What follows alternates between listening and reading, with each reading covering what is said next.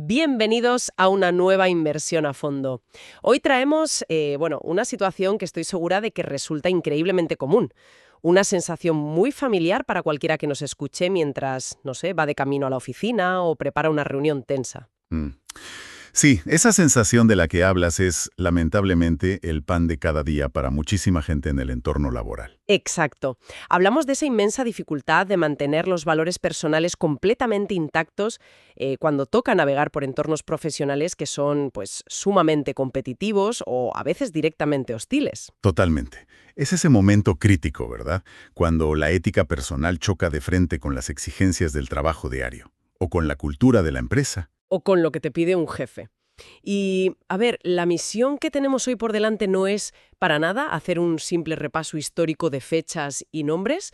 O sea, el objetivo es extraer una auténtica clase magistral sobre cómo mantener la integridad en el trabajo. Y lo vamos a hacer basándonos en unas notas verdaderamente fascinantes que tenemos hoy sobre la mesa. Sí, son unos apuntes muy, muy concretos, fechados el 25 de febrero, y llevan un título que ya da mucho que pensar.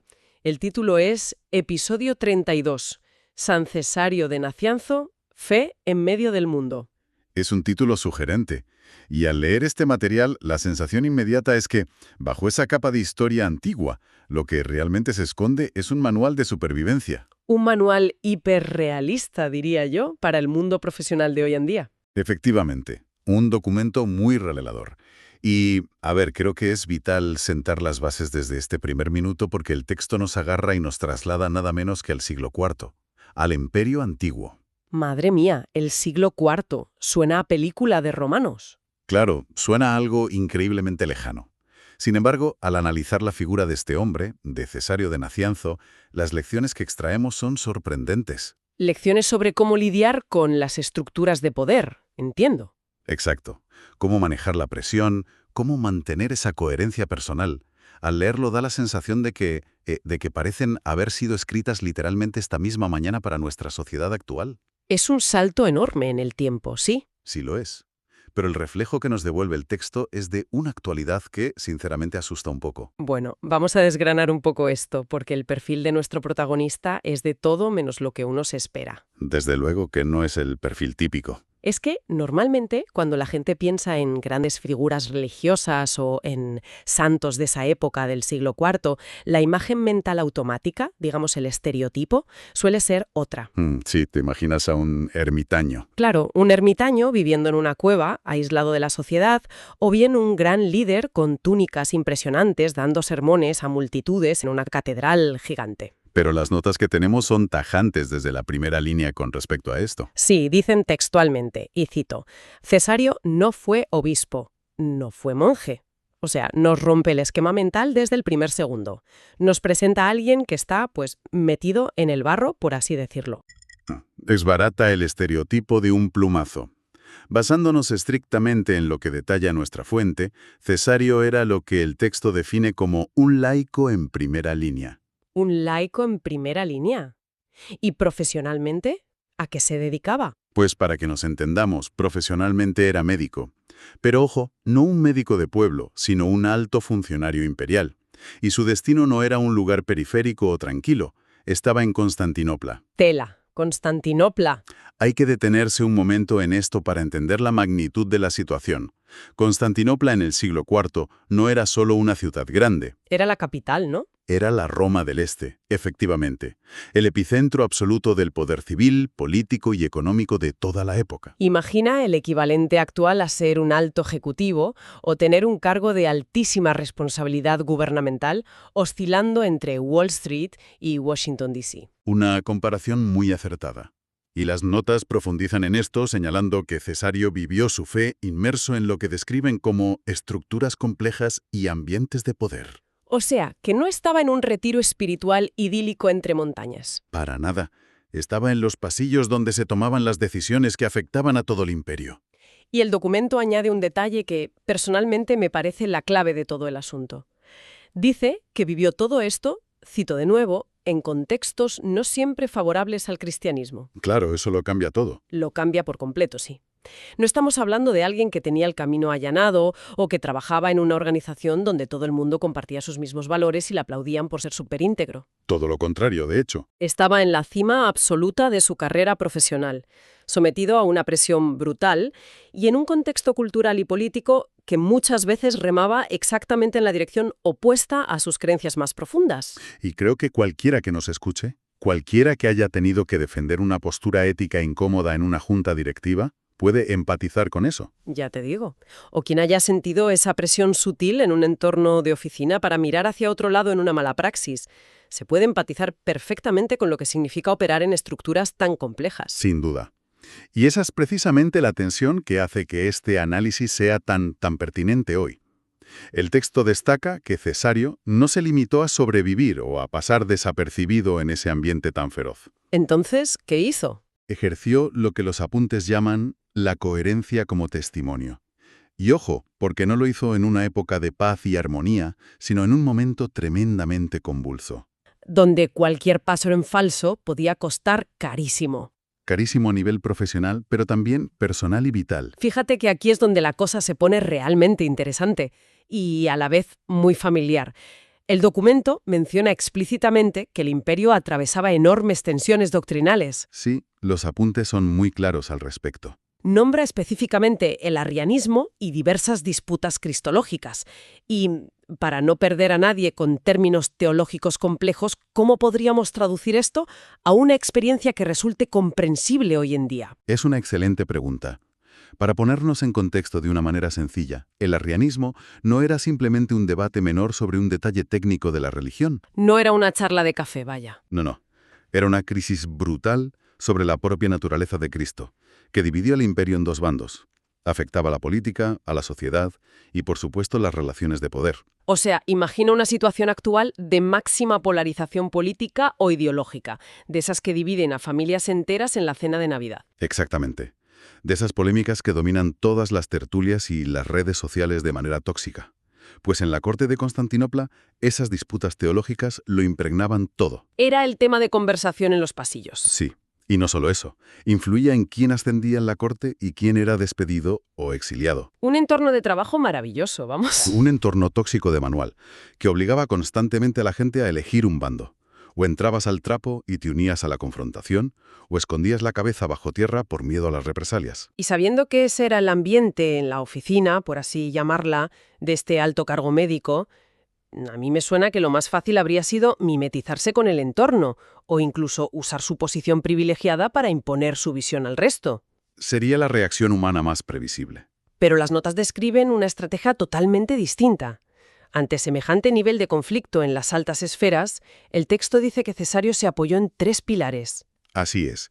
Los define como claridad doctrinal, fidelidad eclesial y coherencia moral. Me parece fascinante cómo reaccionó frente a esa maquinaria de presión. Lo fascinante aquí es, verdaderamente, cómo esos 3 pilares funcionaron como su ancla frente al temporal. Vamos a repasarlos.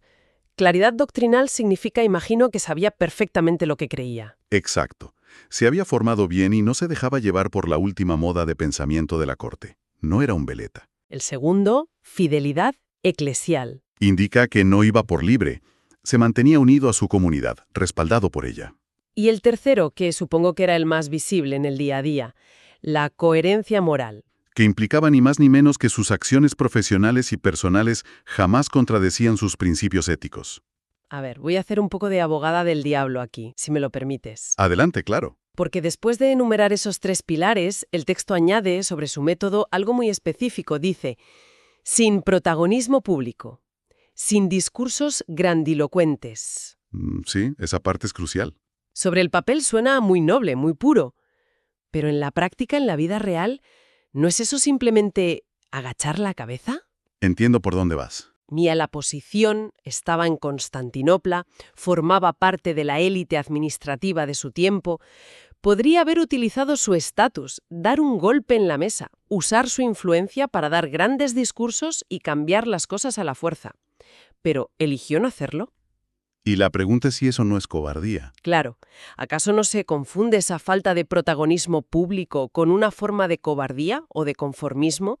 Es una duda muy lógica, pero la fuente nos lleva exactamente a la conclusión opuesta.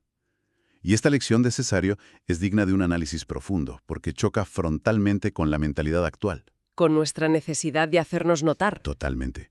Hoy en día existe la noción generalizada de que para tener influencia o para demostrar que uno tiene convicciones fuertes, es absolutamente necesario hacer mucho ruido. Parece que si no hay un tuit incendiario o un protagonismo desmedido en las reuniones, tus convicciones no son reales o que no estás haciendo nada útil para cambiar un entorno tóxico. Y Cesario demuestra justo lo contrario.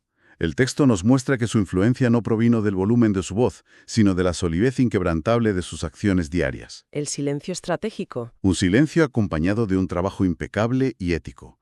Y eso no es cobardía. De hecho, a menudo requiere muchísima más fortaleza mental que dejarse llevar por la histeria colectiva de la confrontación. Su coherencia moral y profesional habló por él. Era un profesional tan intachable que su sola presencia ya enviaba un mensaje fortísimo a la corte. Claro, el hecho de ser intachable en su labor médica y administrativa es lo que le daba verdadera autoridad moral, no los gritos en los pasillos. Entonces, ¿qué significa todo esto realmente a un nivel más profundo?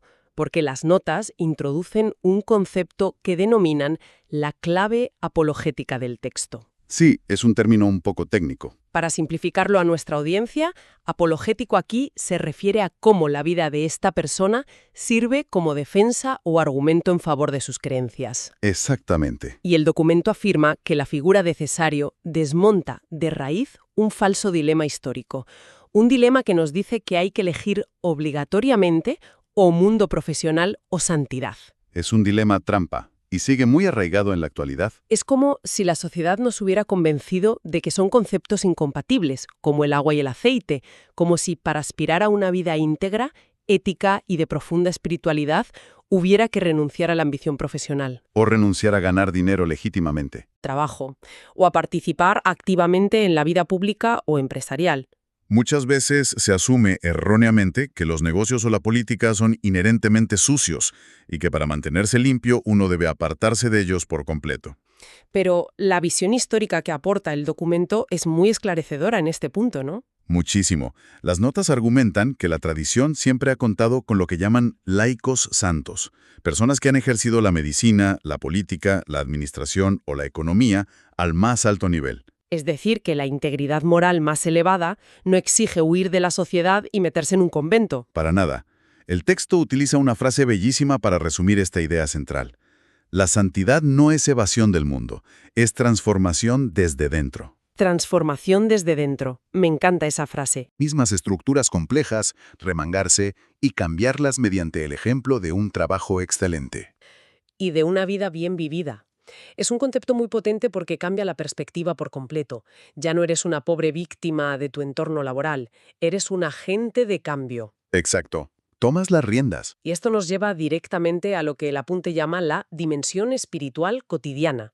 Porque el texto baja toda esta filosofía a la realidad más mundana, a la del lunes por la mañana con un café en la mano. Al terreno práctico. Dice literalmente que la santidad cotidiana existe. Y subraya con mucha fuerza que la competencia profesional no es enemiga de la fe. Y te digo una cosa, me parece un alivio enorme leer algo así. Es un mensaje muy liberador para cualquier profesional. Hacer tu trabajo extremadamente bien, ser un médico puntero como lo era Cesario, o ser una ingeniera de software brillante, o un analista financiero riguroso, no es algo, digamos, mundano que reste valor a la vida espiritual. Al contrario.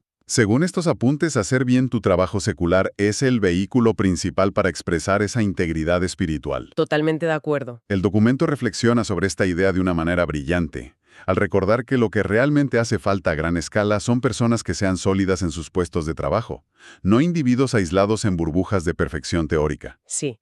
La frase exacta que recogen los apuntes es que el mundo necesita cristianos sólidos, no aislados. Y luego añade una de las afirmaciones más gráficas y memorables de todo el texto. Fíjate en esto. El Evangelio se encarna también en oficinas, hospitales y despachos. Qué buena imagen. Es muy visual. Es una forma contundente de decir que el espacio sagrado no se limita a un templo o a un momento de meditación el domingo por la mañana. El espacio sagrado es la mesa de operaciones de un hospital. O el escritorio de un funcionario público donde se revisan presupuestos millonarios. O la sala de reuniones donde se decide si se aprueba un producto defectuoso o no para salir al mercado. Claro, la espiritualidad se materializa, se hace carne en la forma en que un jefe trata a sus empleados bajo presión. O en la honestidad al presentar un informe financiero a los inversores. O simplemente en cómo un compañero ayuda a otro de forma desinteresada en medio de una crisis de estrés en la oficina. De verdad, la imagen de las oficinas, hospitales y despachos es buenísima. Hace que una historia de hace 1700 años aterrice de golpe en cualquier edificio del centro financiero de nuestra ciudad. Esa es la fuerza que tiene este análisis. Y precisamente por eso, las notas no se quedan solo en la teoría.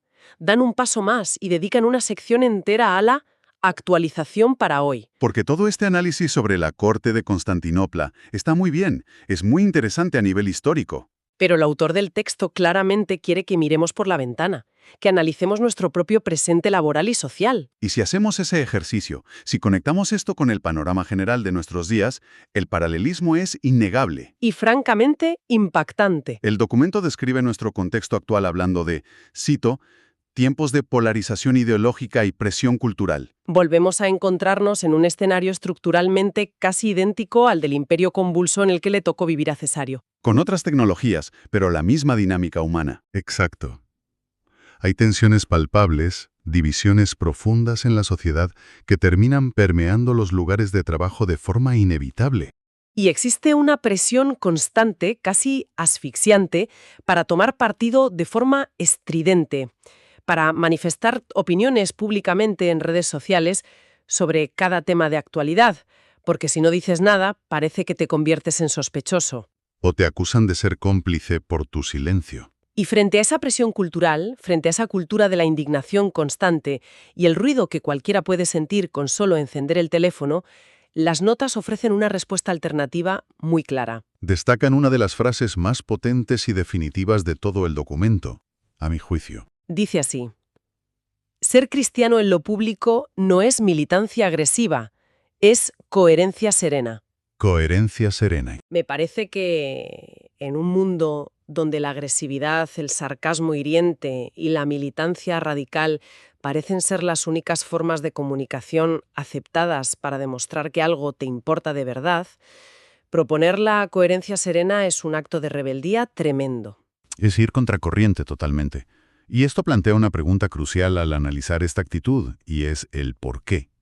¿Por qué la coherencia serena se presenta como una estrategia muy superior a la militancia agresiva? ¿Tú qué dirías basándote en el documento?